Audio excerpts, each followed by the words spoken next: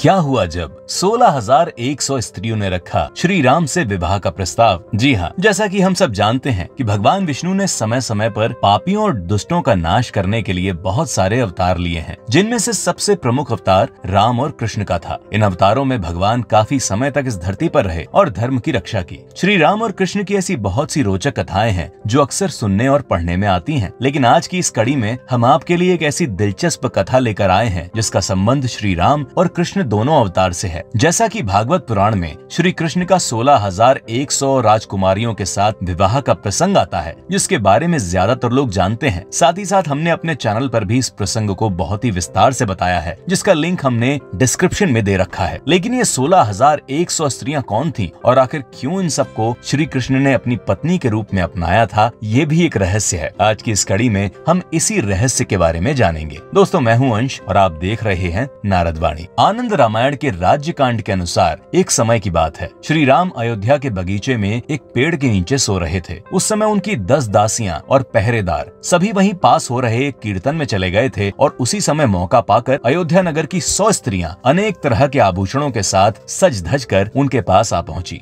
वहां पहुंचकर उन स्त्रियों ने श्री राम पर फूलों की वर्षा करना शुरू कर दिया और कुछ तो हाथ में माला लिए उनके जागने का इंतजार करने लगी। उनमें से कुछ स्त्रियों के हाथ में चंदन था, कुछ तो बड़े ही स्वादिष्ट भोजन और फल लिए हुए थी। उसी समय एक स्त्री बेखटके श्री राम के पैर दबाने लगी। उसके ऐसा करने से अचानक श्री राम की नींद खुल गई। नींद खुलते ही उन्होंने देखा कि उनके सामने सैकड़ों स्त्रियां खड़ी हुई हैं, जो कि अयोध्या नगर की हैं। श्री राम के जागते ही उन स्त्रियों ने उन्हें सिर झुकाकर प्रणाम किया। श्री राम ने उन स्त्रियों से उनके पास आने की वजह जाननी चाहिए, तो इस पर एक स्त्री ने उनसे कहा, हे प्रभु, आप तो सब कुछ जानते हैं, फिर भी अगर पूछते हैं तो बताती हूँ कि आपकी सुंदरता को देखकर हम सब आपके पास आए हैं और आपके प्रेम को पाना चाहते हैं। हम सब चाहते हैं कि आप हमें अपनी पत्नी के रूप में स्वीकार कर लें। स्त्रियों के मन की बात जानकर श्री राम ने उनसे कहा, हे देवियों, ऐसा बिल्कुल नहीं हो सकता जैसा कि तुम सब चाहती हो। मैंने एक पत्नी व्रत लिया हुआ है। मेरे लिए इस जन्म में सीता के अलावा बाकी सभी स्त्रियां माता जैसी हैं। तुम सब यहाँ से चली जाओ। तुम्हारे इस बर्ताव से मुझे बहुत दुख हुआ, लेकिन फिर भी मैं तुम सबको माफ करता हूँ। श्री राम के मुख से ऐसा सुनने पर वो सारी स्त्रियां बहुत दुखी हो गईं।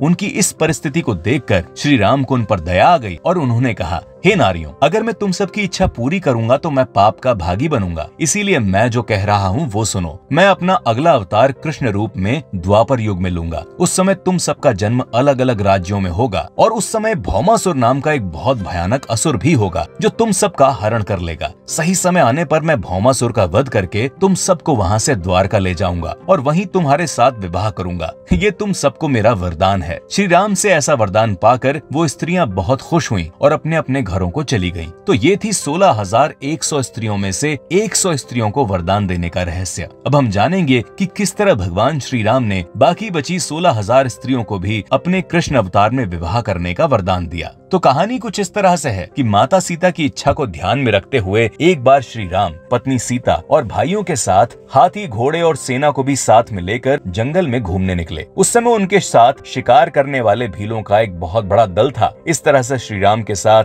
उनका पूरा दल जंगल की ओर आगे बढ़ रहा था कि अचानक से एक शोर सुनाई दिया। एक बहुत भयंकर शेर बहुत ही तेजी से दौड़ा चला आ रहा था, जिससे डरकर लोग इधर उधर भाग रहे थे। ये सब देखकर श्री राम अपने शिकारी दल के साथ उस शेर की तरफ भागना शुरू कर दिए। भागते भागते वो शेर एक बहुत बड़ी गुफा में जा घुसा, लेकिन उसके बावजूद श्री राम बेखटके उस गुफा में घुस गए। श्री राम ने घुसते ही उस शेर को अपने तीखे बाणों से मार गिराया। जैसे ही श्री राम ने उस शेर का वध किया, वैसे ही वो शेर तुरंत ही एक दिव्य पुरुष के रूप में प्रकट हो गया और बोला, हे प्रभु, पिछले जन्म में मेरा नाम विद्याधर था। मैंने उस जन्म में एक पतिव्रता मुनि पत्नी के साथ गलत व्यवहार किया, जिसकी वजह से उन्होंने मुझे श्राप दिया कि तूने एक भयानक शेर की तरह मेरे सम्मान और लाज को ठेस पहुंचाई है, इसीलिए जा, तू शेर बन जा। उस मुनि पत्नी का श्राप मैं अब तक भोग रहा हूँ, लेकिन आज आपकी कृपा से मैं उस श्राप से मुक्त हो गया। इस तरह वो दिव्य पुरुष श्री राम को प्रणाम करके अपने लोक को चला गया। इसके बाद श्री राम ने देखा कि उस गुफा के आगे से कुछ दिव्य उजाला जैसा लग रहा है। आखिर ये क्या हो सकता है? यही सोचकर वो उस गुफा के आगे बढ़े और गंडकी नदी के तट पर जा पहुंचे। वहाँ उन्होंने 16,000 स्त्रियों को आंखें मूंद कर तपस्या करते हुए देखा। ऐसा लग रहा था कि वो सभी स्त्रियां काफी सालों से तपस्या कर रही थी, क्योंकि क्योंकि उन सब का शरीर बिल्कुल सूख गया था। श्री राम ने अपने तेज से उन सबको नई ऊर्जा दी और उनका शरीर खिल उठा। अब इस तरह श्री राम को अचानक देख उन स्त्रियों ने उनसे पूछा, आप कौन हैं? हमारा यह मुरझाया शरीर अचानक से नई ऊर्जा के साथ कैसे चमकने लगा? और ये बताइए कि वो दुदुम्भी नाम का राक्षस अभी जिंदा है या मारा गया? इस पर श्री राम ने कहा, हे देवियों, मैं अयोध्या का राजा राम हूँ। मेरे ही तेज से तुम सबको फिर से नया जीवन मिला है, नया शरीर मिला है। और दुदुम्भी जिसके बारे में तुम कह रही हो वो तो पहले ही किष्किंधा के राजा बाली के हाथों मारा गया, लेकिन तुम सब उसके बारे में क्यों पूछ रही हो? श्री राम की ये बातें सुनकर वो स्त्रियां बोली, हे राम, वो राक्षस बहुत ही अत्याचारी था। उसने हम सब 16,000 कन्याओं का हरण कर लिया था और वो एक ही दिन में लगभग 1 लाख स्त्रियों से विवाह करना चाहता था। इसीलिए इतने दिनों से यहाँ से मुक्त होने के लिए हम सब भगवान विष्णु की तपस्या कर रहे थे। ये सुनकर भगवान श्री राम बहुत खुश हुए और उन्होंने अपना 16,000 विष्णु रूप बनाकर अलग अलग उन सभी स्त्रियों को दर्शन दिए और इसके बाद अपने राम रूप में वापस आ गए। भगवान विष्णु के दर्शन के बाद वो सारी स्त्रियां बहुत खुश हुईं, लेकिन उन सब के मन में श्री राम को अपने पति के रूप में पाने की बहुत इच्छा थी। इसीलिए उन्होंने श्री राम से वरदान मांगा कि हम सबकी इच्छा पूरी करें। ये सुनकर श्री राम ने उन सभी से कहा, हे स्त्रियों, बहुत दिनों पहले मैंने एक यज्ञ में ब्राह्मणों को सोने की बनी 16 स्त्रियों की मूर्ति दान में दी थी। इस पर उन ब्राह्मणों ने मुझे आशीर्वाद दिया था कि आपको इस दान के बदले इसका 1000 गुना मिलेगा। उसी आशीर्वाद के चलते आज तुम सबसे मेरी पहली मुलाकात हुई। इसीलिए सुनो, द्वापर युग में जब मैं कृष्ण के रूप में अवतार लूंगा, उस समय यही दुदुम्भी राक्षस भौमासुर के नाम से जन्म लेगा और तुम सब राजाओं की कन्या बनोगी और भौमासुर फिर से तुम सबका हरण कर लेगा। तब मेरे हाथों भौमासुर का वध हो जाएगा और तुम सब मुक्त हो जाओगी। तो तुम सबके साथ द्वारका में मैं विवाह करूंगा और इस तरह तुम मुझे अपने पति के रूप में प्राप्त कर लोगी। ऐसा वरदान पाकर वो स्त्रियां बहुत खुश हुईं और उन्होंने श्री राम को प्रणाम किया। तभी लक्ष्मण श्री राम को ढूंढते ढूंढते वहां आ पहुंचे। श्री राम ने लक्ष्मण को ये सारी घटना के बारे में बताया और उसके बाद वो सारी स्त्रियां जिन जिन राजाओं और ब्राह्मणों की कन्याएं थीं, वो सब श्री राम के बुलावे पर उनके शिविर में आए और अपनी अपनी कन्याओं को लेकर वहां से खुशी खुशी चले गए।